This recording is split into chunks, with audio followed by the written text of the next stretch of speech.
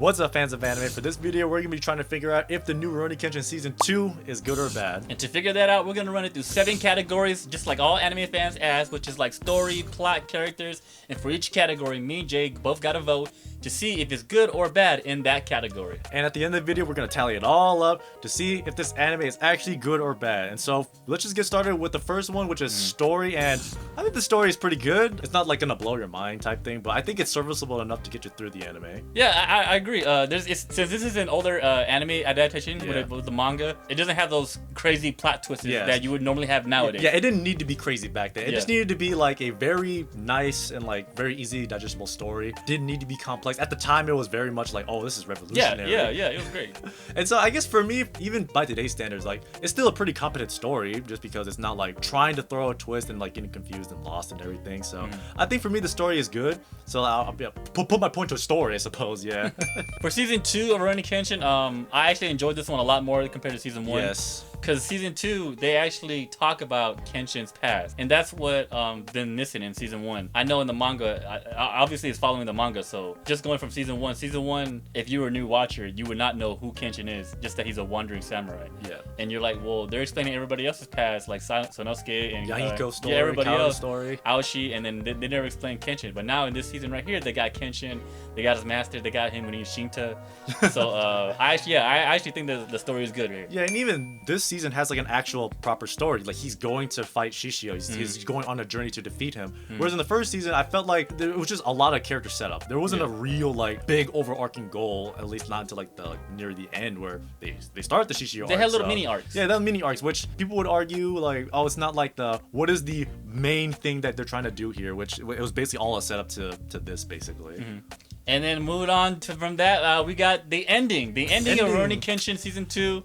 How'd you feel about the ending, man? Since you're the Rurouni Kenshin Okay, fan. so I would prefer if animes end like this, basically, where... Or like a setup. Yeah, like a setup, yes, but like not a like...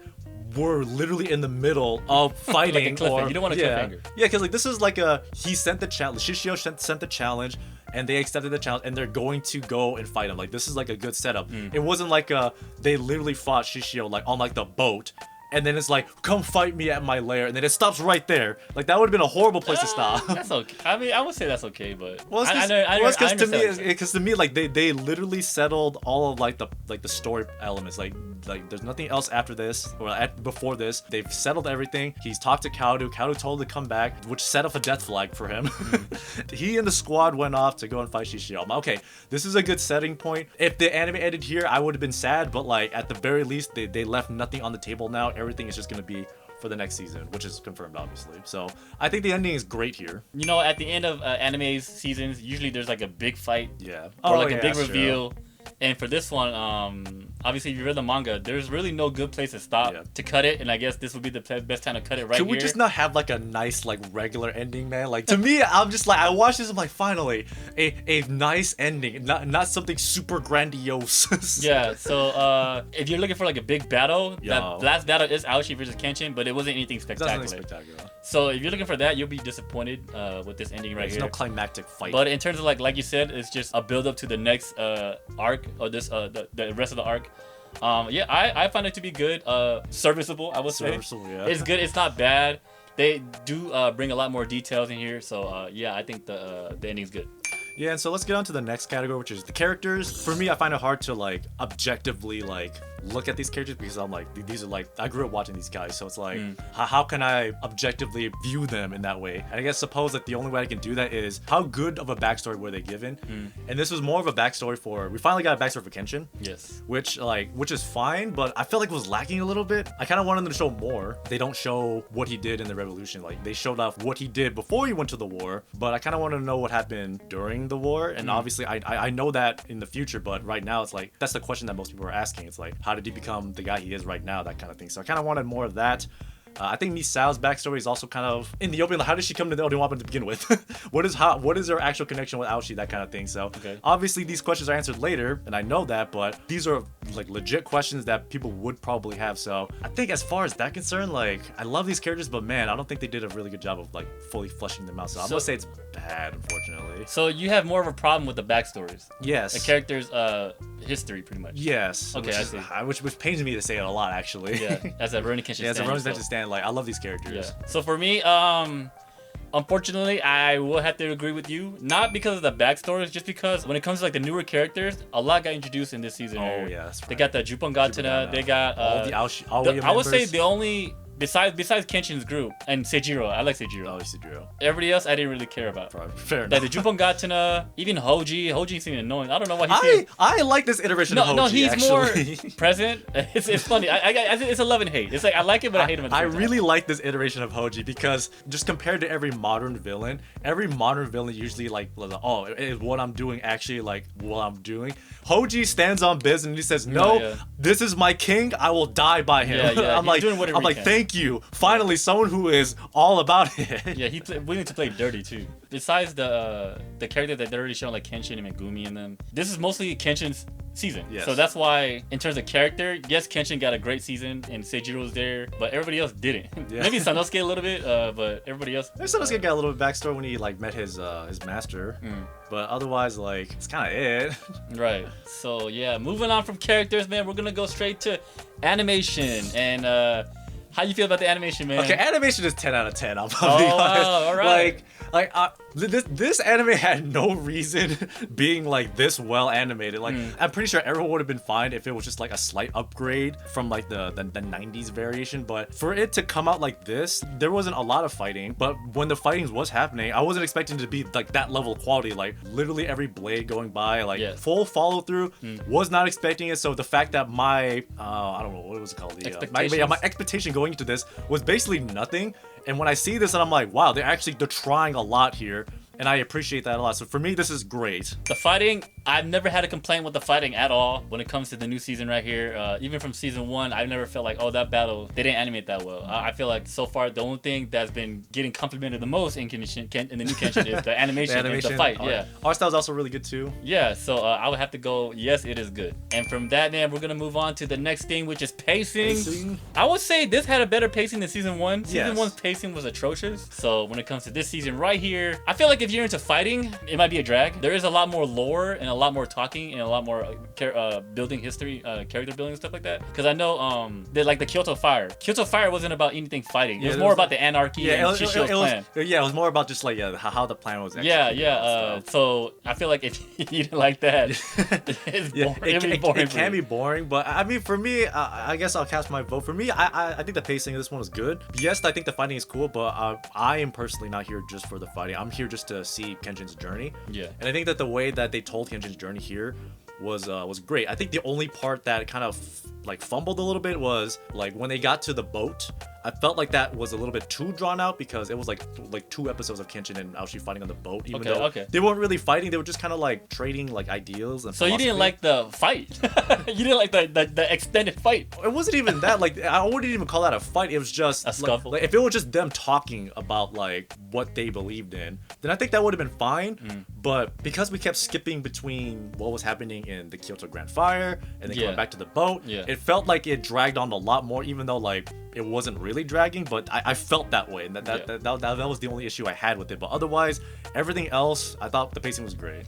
Yeah, watching the season 2, I never felt like it's a chore watching this episode. Yeah. That's how it's just nice to watch. That's how it dictate if the pacing is good or not. If I feel like it's a slog of an episodes. Like season 1, I feel like it was a slog. There was a lot of it. Like I was like, what's the reason for this episode? It gave you time to think. If it gives you time to think, then it starts to become a slog. Yeah. Whereas season 2, every episode they explain something new or they explain new details. So the pacing is good for me. And from that, man, we're gonna move on to the next thing, which is OST. Now the OST is a hit and miss. We're also including openings and endings, and I like the opening and ending. The opening ending is good. Now, when they and the ending, when they had flipped the ending opening, did you see that? I didn't actually. If you watch the opening for the last episode, they made the opening for the ending. Oh, so yeah, instead of the guy singing, it's the girl singing. Yeah. And I was like, oh. I think they did the same thing in the first season. Okay. They used the opening as like at the ending, at and the the ending ending as the when opening. he's leaving, that kind of thing. So I think it was like the same thing. But as far as the OST is concerned, I can only really remember one, and it was like the theme song, the theme battle. Yeah. Okay. Kenshin's battle theme is. Yeah, that's the only song I remember. Otherwise, I don't remember anything at all. It's not memorable. It's not memorable. Like, I think the best part is ours when like there's no music playing when they're doing like a really like sad or like serious part. I think that's the best part. But at that time, like, could you call that OST? Like, I think it would have been a lot more preferable if you had like a a sad song here and there. Like, I think for me, I'll give OST like bad, unfortunately. If you haven't watched our comparison videos, we always talk about the OSTs when it compares to the 1996. I'm not trying to compare it to it, which is why I can talk about it, but like for sure. For here, it's just the emotions that I wanted to feel just did not match what the OST was giving me, basically. Yeah. And for this particular voting right here that we're gonna do for this video, I'm not gonna compare it to 1996. Yes. I will say this is what I've been saying throughout the whole every time we do comparison for 2024 and for 2025 right here. Is that the music needs to be louder. It's not loud. These the OST that they've picked for the Kenshin is very subtle, ambient, eerie, and it's a lot of time it is quiet because they're going for a more serious tone for this adaptation right here, and they don't have like the loud jazzy thing like they did in 1996. The best thing. Which is fine, but I just wish when they did put the OST for this adaptation right here, I wish they would have bring the volumes higher so I can hear Bump it up like 5 But it's not. decibels. They put it in the background. Maybe that's why we don't remember it as much. I do remember it's like you said, that theme right there.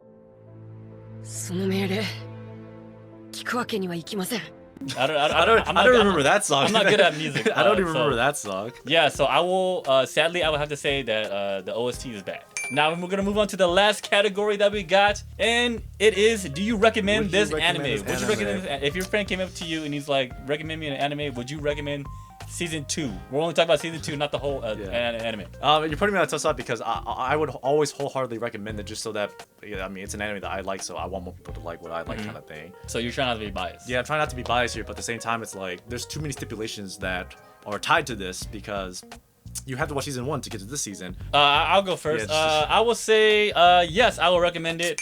Okay. Now if you told me season 1, I would not recommend season 1. So it's a weird contrast there, just because season 1 was a slog. It's pretty slog. Yeah, it's very slow compared to the modern times. Season 2 went by smoothly. They explained everything I needed to know, and the fight scene was good. So yeah, I would definitely recommend this anime. It's good. I'll also recommend it as well, just because. What a copycat.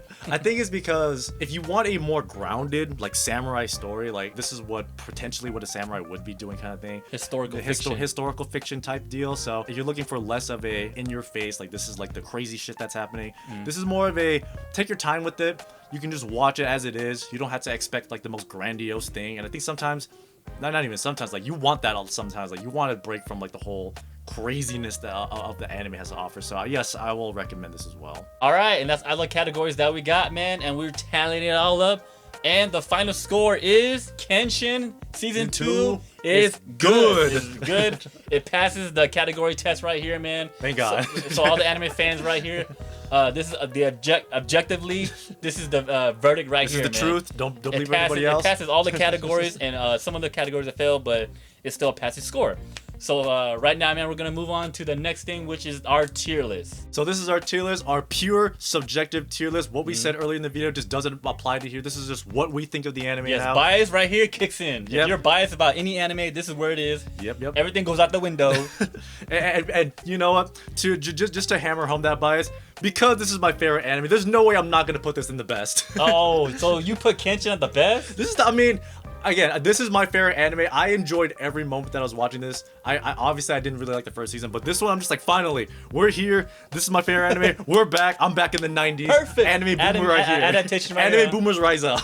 All right, man. Since you put it there for me, I'm not gonna lie, man. I like Orb more. But are your feelings of nostalgia for Rurouni Kenshin beating out Orb? It's not. Okay. I think the next season will. I think it will. The next season is all hype. Yeah, the next season is all fighting. Yeah, the next season is what I remember as a child, as a kid. Yeah, okay, that's very much true. Yeah, so for me, I will put it right here behind Orb. Okay. But since me and Jay, since we're both voting, we have to come to an agreement. I guess I'm fine putting it here. It's just we can always move it later down the line too. Yeah, we could. But like, I mean, for the video, it's for the video. Oh yeah, no. The more left it is, the better it is in our tier list right here. So that's why yeah. we're putting it in front of Orb right here. So yeah, you want to finalize it right here? The anime is good. I'm down to finalize it, but I'm not happy about it because I mean I'm again like talking trash my favorite anime. Like, well, yeah, you know, at the end of the year, you know, we'll come back to review this and we'll rearrange some things. And then I suppose so.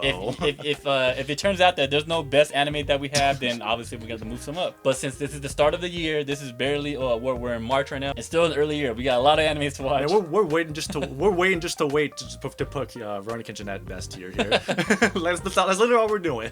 And there you have it. That is our objective view on Rurouni Kenshin season 2. We've put it through the categories. We've picked our sides, good or bad, and that is the result right there. And now, right now, man, before we end the video, we are going to talk about the newly announced Season 3. I haven't read too much about it. I don't know if you have. No, I have not. I do not know how far it's going to go. I think it's going to end on Shishio. Is it going to go 12 or 24 episodes? But if it's going to go farther than Shishio, then it might hit the Inishi. I don't know. Yeah, Inishi? I don't know. I think to me, what's going to be more important is this going to get a Season 4, I suppose. If Season 3 is just, you know, the Shishio fight, and that they consider that Season 3, then Season 4 is what's going to be like that's uncharted territory. So it shouldn't stop here. Yes. I don't know if they had the funding already for all these seasons that they had. I don't know because like the next season, this entire Jubbungana fight, this is gonna be like literally all the fighting. This is the peak Kenshin. This is gonna be peak Kenshin right here because they're gonna throw the budget right there. So yes, I'm curious to see if they're actually gonna like do Season 4 and make the initiator because that's what I'm actually like clamoring to want to see because it wasn't really well adapted in the old one. And I have no idea about the arc at all. I just know about the brother and the sister. That's it. Yeah. I don't know anything else. If you know the lore, then you know exactly who we're talking about. Yeah, I don't know what happened. I don't know what final attack works or any of that stuff. I have no idea. Who gets captured? I have no idea if anything, all that happens. I like how we're talking about Season 4, a potential Season 4, not talking about Season 3 at all. Yes, so let us know down in the comments below about what you think, man, about our pretty much our category reviews. Do you agree with the stories, the endings, all that stuff, man? Especially the manga fans. I know, and Rurouni Kenshin fans as well. Yeah, I know y'all are watching. I always like to read you guys' comments, man. Let us know. Tell us about what we don't know, especially about Season 3. And until next time, thank y'all for watching.